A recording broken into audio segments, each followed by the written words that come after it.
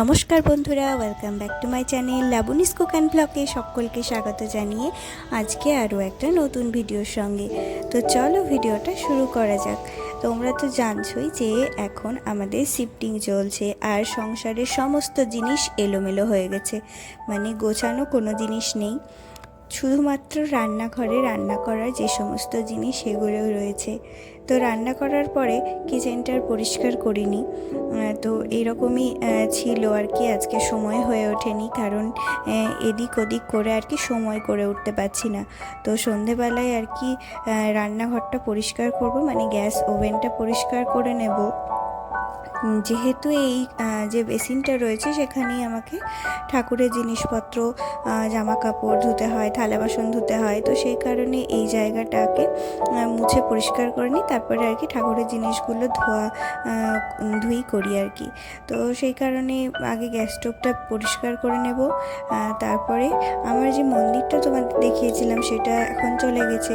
তো ছোট্ট যে মন্দিরটা রয়েছে তার মধ্যে আর কি ঠাকুরকে যে মেঝেতে বসেছিল, সমস্ত জিনিস এলোমেলো হয়ে ছড়িয়ে ছিটিয়ে ছিল, তো সেই জিনিসগুলোকে আজকে একটুখানি গোছগাছ করে নেব আর তোমাদের সাথে শেয়ার করব।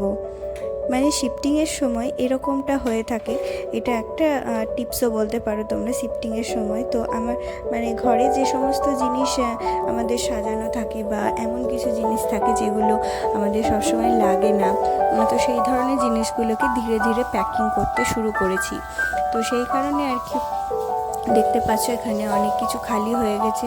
শুধুমাত্র রান্না করার যে কৌটোগুলো রয়েছে সেগুলো নিচেই রেখেছি, কাউন্টার টপের ওপরে যে সেলফ টেলফগুলো সেগুলো সমস্ত পরিষ্কার করে নিয়েছি, সেগুলো প্যাকিং করে শিফটিং করার কাজে, মানে যে সমস্ত ডেকোরেশনের জিনিস থাকে আমার সেই সমস্ত সব কিছু আর কি করে নিয়েছি ধুয়ে।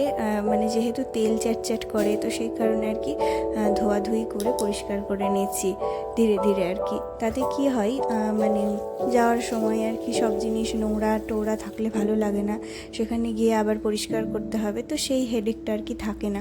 তো যখনই কোনো কৌটো খালি হচ্ছে, তার কৌটোর ওপরটা চ্যাটচ্যাট করছে, তো সেগুলো পরিষ্কার করে নিই আমি সাথে সাথে, আর সেটা প্যাকিং করেও নিই। এবারে যে মন্দিরটা রয়েছে তার মধ্যে আমাকে এখনও বেশ কিছুদিন যেহেতু থাকতে হবে, তাই এই ছোট্ট মন্দিরটি আমি রেখেছিলাম। এটার মেকওভারের ভিডিও আমার একটা অন্য চ্যানেলে তোমরা দেখতে পাবে। ছোট্ট একটা কাঠের খুব সুন্দর মন্দির ছিল। আমি যখন প্রথম সংসার করতে শুরু করি তখন এই মন্দিরটি নেওয়া হয়েছিল। এই মন্দিরটি পাশেই থাকতো, যেহেতু জিনিসপত্র ধীরে ধীরে বাড়ার কারণে এই মন্দিরটিতে আটতো না, সেই কারণে আমি বড় মন্দিরটা কিনেছিলাম। এখন শিফটিংয়ের কারণে বড় মন্দিরটা চলে যাওয়ায় এই মন্দিরটি আমার ভীষণ কাজে লেগেছে। তো সেই কারণে ভাবলাম আজকে একটু জিনিসগুলোকে, যেটুকুনি জিনিস রয়েছে সেগুলোকে ভালো করে সুন্দর করে গোছগাছ করে নিই।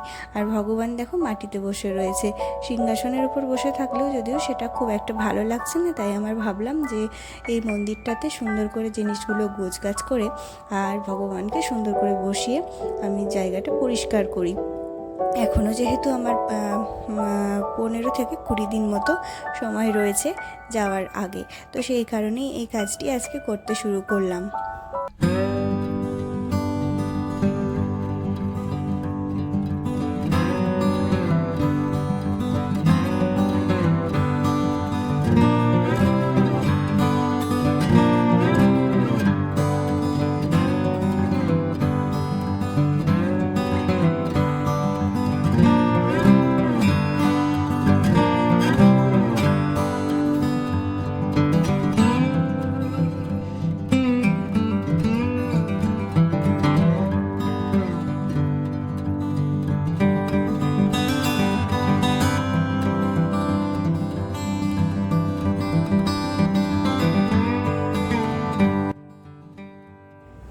নিচে যেহেতু মন্দিরটা ছিল তাই বেশ পরিমাণে ধুলো আর ঝুল পড়ে গেছে, দেখতেই পাচ্ছ। তো ভালো করে আর কি মুছে নেব।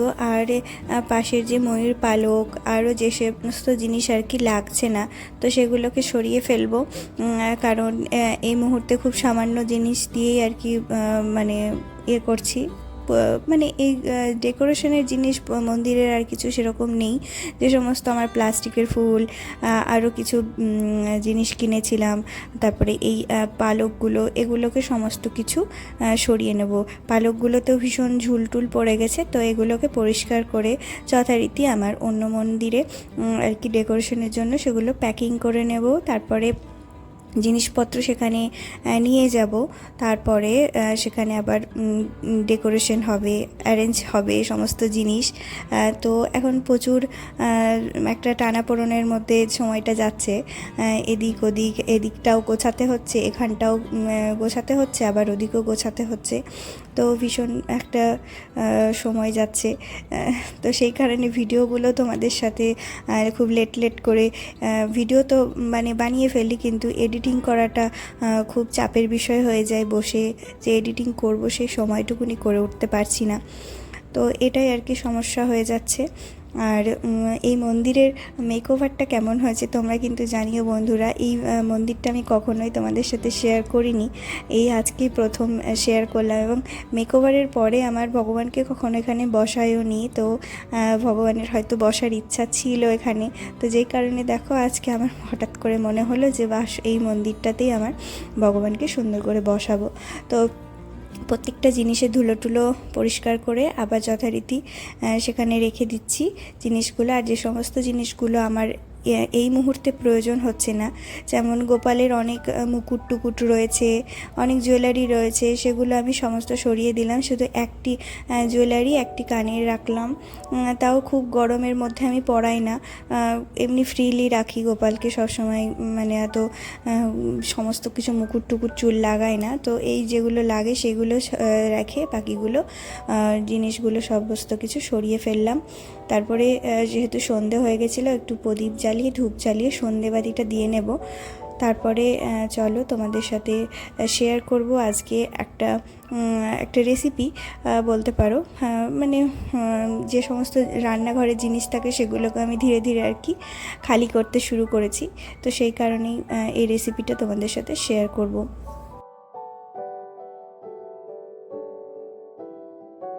কিচেনের যে সমস্ত জিনিসগুলো আর কি অনেকটা বেশি সময় ধরে আছে বা অল্প একটুখানি আছে, শেষ হয়ে এসছে প্রায়, তো সেই ধরনের জিনিসগুলোকে আমি শেষ করে কৌটোগুলোকেও একে একে ধুয়ে ফেলছি। আর সেরকমভাবে গ্রসারির আইটেমও সেভাবে কিনছি না, কারণ আর যেহেতু 10-15 দিন হাতে রয়েছে, তো সেই কারণে আমি ভাবলাম যে নতুন করে আর কোনো গ্রসারি এখন কিনবো না, যেগুলো রয়েছে সেগুলোই শেষ করব। নিত্যদিনের খাবার জন্য চাল ডাল তেল নুন যেটুকুনি সেইটুকুনি বাদে অন্যান্য ভ্যারাইটিস রান্নাবান্নার জিনিসপত্র বা সেই ধরনের কোনো খাবার দাবার এখন আমি কিনছি না। আর যেহেতু এখন ফ্রিজও নেই, তো সেই কারণে ডেলি মার্কেট করা হয়, আর মানে অল্প কিছুই আর কি মার্কেট করা হয়, স্টোর করার মতো জায়গা নেই।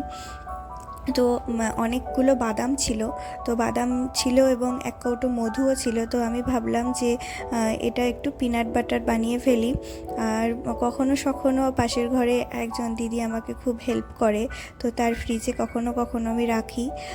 তো প্রতিদিন তো আর রাখা হয় না সেভাবে, নিজের ফ্রিজ যেভাবে ব্যবহার হবে, তো সেই কারণে আর কি ভাবলাম পিনাট বাটার অল্প করেই বানাচ্ছিলাম। আর এভাবে একটুকু জল না দিয়ে সুন্দর করে বানালে বাইরেও আরামসে থেকে যাবে কিছুদিনের মধ্যে। আর এটা বেশি দিন আমার চলবে না, এটা মোটামুটি 8-10 দিনের মধ্যে এটা শেষ হয়ে যাবে, তো সেই কারণে আর কি এটা বানিয়ে নিচ্ছিলাম। তো পিনাটগুলো তোমরা দেখতে পেলে আগে ভালো করে শুকনো কড়াইয়ে নাড়িয়ে নিলাম যাতে নরম না থাকে, তারপরে গ্রাইন্ড করে নিলাম শুকনো গ্রাইন্ড করে নেওয়ার পরে আমি মধু এবং তেল মিশিয়েছিলাম। তোমরা যদি সাদা তেল বা বাদাম তেল দিতে চাও দিতে পারো, আমি এখানে অলিভ অয়েল দিয়েছিলাম, সেটাও ছিল, তো সেটাকেও আমাকে শেষ করতে হবে। যা একটু আছে আমি সমস্ত কিছু আর কি শেষ করে দিচ্ছি, কারণ কোন খাবারটা এক্সপায়ার হয়ে যাবে কি হবে। আর নতুন করে আবার ওখানে যে গ্রসারি আইটেম সেগুলোকে রিফিল করব। আর এখানে সমস্ত যা যা আছে যতটা শেষ হচ্ছে শেষ করে দিই, বাদবাকি ওখানে নতুন করে আমি একটা লিস্ট বানিয়ে রেখেছি, সেই অনুযায়ী জিনিসপত্র কিনে নেব। আর পিনাট বাটার এটা বাইরেই আমি রাখবো, আর বেশি দিন এর মধ্যে শেষ মানে 10-12 দিনের মধ্যে এটা আমার শেষ হয়ে যাবে আশা করি। তো আজকের ভিডিওটা এখানেই বন্ধুরা শেষ করছি, দেখা হচ্ছে নেক্সট ভিডিওতে। ততক্ষণ সবাই ভালো থেকো, সুস্থ থেকো।